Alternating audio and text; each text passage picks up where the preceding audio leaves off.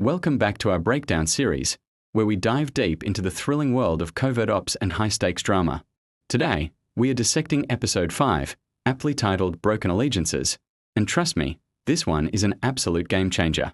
It takes the chess match we've been watching and flips the entire board over. So grab your popcorn, because we're jumping right into the chaos. The episode opens in the FBI war room, and the tension is already thick enough to cut with a knife. They've intercepted communications from Ghost, but the data is fragmented, almost like breadcrumbs designed to lead them astray.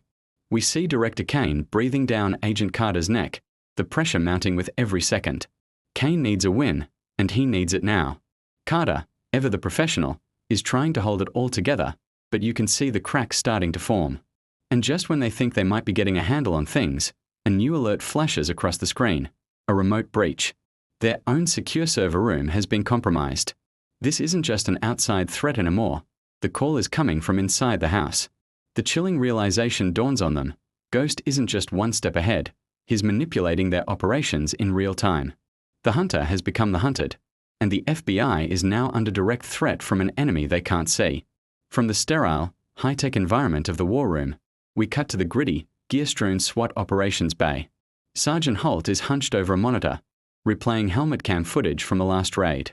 He's looking for something, anything, that feels off. The footage is chaotic, filled with the usual shouts and frenetic movement of a tactical operation. But as he replays a specific segment, we, the audience, see what he's looking for.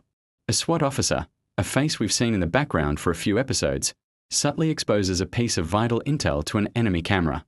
It's a blink-and-you'll-miss-it moment, but it's undeniable. Holt rewinds again, his jaw tightening. And then the scene explodes. In the footage, that same officer, the mole, turns and opens fire on his own team. The betrayal is sudden, brutal, and utterly shocking. This isn't just about a leak anymore. It's about active sabotage from within. Trust is shattered, and the first major action sequence kicks off, fueled by confusion and treachery. Holt can only watch in horror as his team is torn apart from the inside. Now, let's switch gears and head over to the CIA's Analytic Ops Room, the quiet brain of the entire intelligence network. Here, we find Jade, Elara, and Mira, our trio of brilliant analysts, swimming in a sea of data. They're tracking the same ghost signals that the FBI intercepted, but they're seeing a different picture. They're not just looking at the content, they're analyzing the structure, the timing, the very digital fingerprint of the transmissions. Mira, the data prodigy, makes a breakthrough discovery. She uncovers a hidden layer in the code, a sophisticated forgery. The directives that sent both the FBI and SWAT to their recent targets didn't come from command. They were forged. Ghost didn't just leak their plans, he wrote them. It's Elara who puts their terrifying conclusion into words. He's orchestrating chaos in real time. The theory they've been working on is no longer a theory. It's happening right now. This realization is a gut punch, transforming Ghost from a master strategist into a puppet master pulling the strings of every agency. And worse, they know this fabricated data is leading teams directly into an ambush. They have to warn them, but are they already too late? The answer is yes. The scene immediately cuts to an industrial complex, a labyrinth of rust and steel. This is Ghost's false target, the location he fed to the agencies. FBI and SWAT teams, still unaware of the betrayal in their midst, converge on the location. They move with tactical precision, but they're walking into a slaughter. The trap is sprung.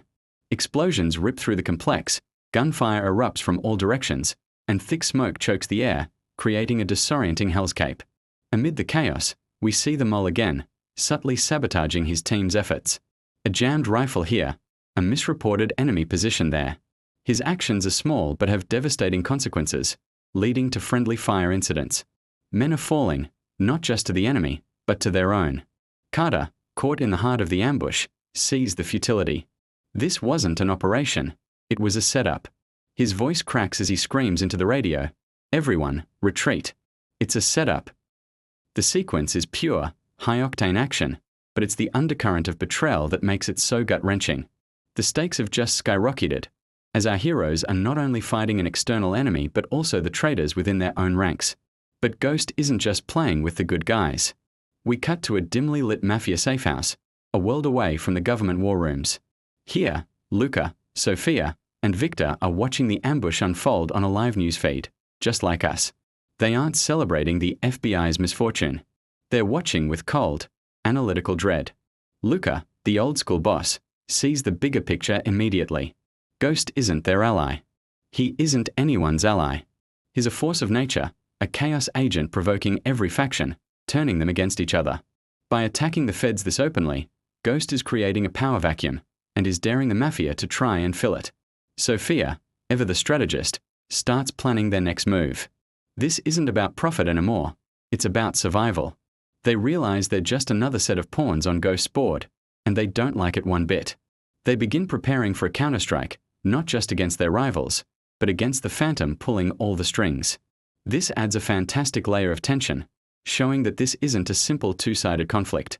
It's a multi-faction war where alliances are fragile and everyone is a target. And now, for the first time, we finally go behind the curtain. We are brought into the Ghost surveillance room. With a few keystrokes, he manipulates the battlefield remotely, locking doors to trap squads, redirecting security cameras to create blind spots, and feeding false information directly to the teams on the ground. He's not just a hacker, he's a digital god, playing with lives as if they were pieces in a video game. As he watches the chaos is created, he whispers to himself, his voice a chilling, distorted rasp: divide, distract, dominate. It's his mantra, his entire philosophy laid bare. We see the full extent of his control, and it is absolute. He isn't just reacting, he is creating reality itself for our protagonists. This all leads to the final, jaw-dropping cliffhanger. The mole, having escaped the ambush, is now at a secure government terminal. He's not running, he's completing his mission. On Ghost's command, he executes a final program. Across every screen in the FBI, CIA, and SWAT headquarters, a single line of red text burns into view. Operation, Divide initiated, live. It's a declaration of war on a scale they never imagined. The episode then cuts back to the surveillance room.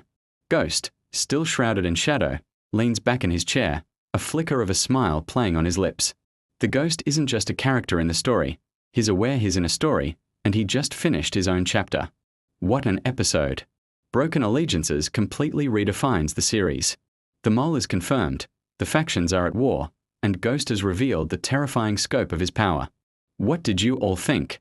Who is the mole working with? And what exactly is Operation Divide? Let me know your theories down in the comments. Thanks for watching, don't forget to like and subscribe, and we'll see you next time for another deep dive.